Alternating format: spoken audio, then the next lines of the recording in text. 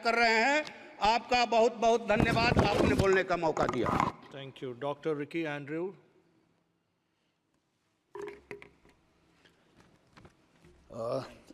Thank you so much, Mr. Chairman, for allowing me to take part in this motion of thanks on the President's address. Well, it is with a great joy that I stand here on behalf of each and every soul that of the One Shillong parliamentary seat who have supported me and who have enabled me to stand in this great institution and to speak this almost at the last hour of the day. Mr. Chairman, I just want to remind myself, to remind the members of this 18th Lok Sabha and also the rest of and the people of this country that nothing is impossible with God. Why I say this is because of the fact that I belong to a party which we started just less than 3 years ago. And it is a party which fought the election without money, a party that fought against corruption, a party that stands for clean politics, good governance, honesty, and for the protection of the rights of the indigenous people, and also to uphold the constitution of this great nation, to ensure secularism, pluralism, federalism, that these, the tenets of our great nation prevail. So, King Solomon the Great said these words, that a nation without a vision will perish. Well, I was very delighted to hear the words futuristic, the words vision in the address by the Honorable President. While I was patiently waiting for, what is the future, what is there in the vision of the President's address, as a first-time MP, I was listening patiently to hear where the government will take the nation, how the government will take it. But unfortunately, I did not get much except for the achievement that the government in the past has accomplished. Well, I wish that the government will be more explicit in its endeavor. Mr. Chairman, while mentioning the lasting peace in the Northeast, as is spelled out in the presidential address, I would like to remind the government of the day and also the government of the past, led by the Congress government, that our people, my people, living especially in the border with Assam, in the border with Bangladesh, I tell you, till today, they don't feel safe at all. They feel very threatened. And what is even sad is that the lands have been taken away from them. They've lost their livelihood. Why? Because of the failure of subsequent governments to settle this dispute, which has been there for many, many years. We talk about development of the nation. That is dependent on the development of the states. That is what even our Honorable Prime Minister said, these words. Now, how can we talk of development when people till today, till this very moment, are yearning for peace? I therefore urge the government to kindly take up this matter seriously.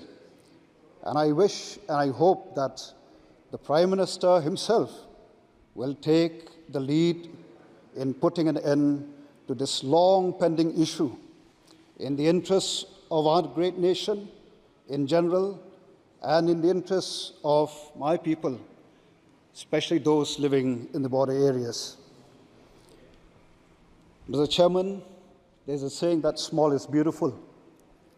Well, I am proud to stand here to represent one of the most beautiful people living in the far in the eastern part of this great nation called the Khasis. And also coming from one of the most beautiful places on earth. Mr. Chairman, I urge and I call upon the government and also the members of this august House to play a role in enriching and promoting the culture of my people, especially when we talk of culture, language is one of the important elements. For many years, we've been demanding for the inclusion of the Khasi language in the 8th schedule.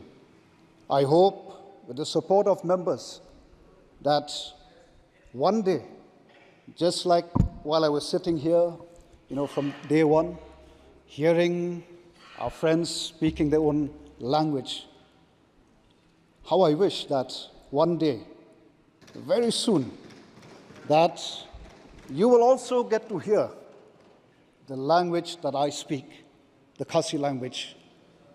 And I hope that the government, members in the opposition, would support the inclusion of the Khasi language in the 8th schedule. Okay, sir. Kindly conclude, sir. Well, the government talks about development. Let me remind this House that Shillong, or rather Meghalaya, is one of the famous tourist destinations. And while talking to friends outside in the corridor, when they ask me where do I come from, I say, I come from Shillong. Oh, Shillong is a very beautiful place.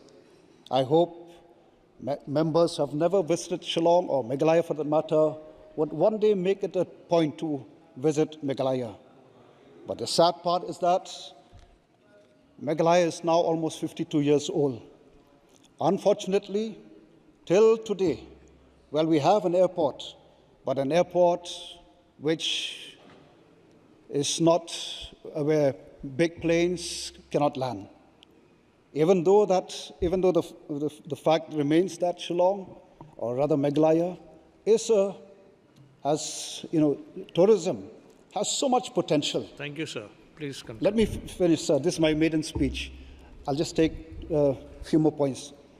I just hope that the government, the concerned ministry, would help the state to ensure that this airport is an airport where large plane can land. And finally, sir, we've been talking a lot about the leakage, the exams. I would like to draw the attention of the members of this august House that there's another important issue which I feel as members we should take and look at it seriously. While designing a policy, like the CET NEET for our youth, what I want to say here, sir, is that before we come up with such policy, I think it's very important to ensure that the centers are adequate, or the adequacy of the test center. Otherwise, what is happening I'm a teacher. It pains me when I come across students who have to put a stop to the career for the simple fact that they have to travel to far-off places. Thank you, sir. Why? Because there is Mr. no Manikam Tagore. test center in their place. Mr. Well, I Manikam hope Tagore. that the government, while coming up with such policy, do keep this also in mind, to set up centers at every block, which would be a great asset to the state and also the nation as a whole. Thank you, Doctor. Last but not the least, let me just end up with this quote, sir, that I call upon the members of this august House. Let us rise up, as Nehemiah said. Let us rise up and build. Let us rise up above party politics.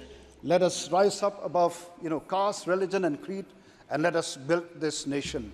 If we want to see a developed India, I would request each and every member to rise up and build this great nation. Thank you so much, sir. தலைவர் அவர்களே, வணக்கம். நள்ளிரவு 12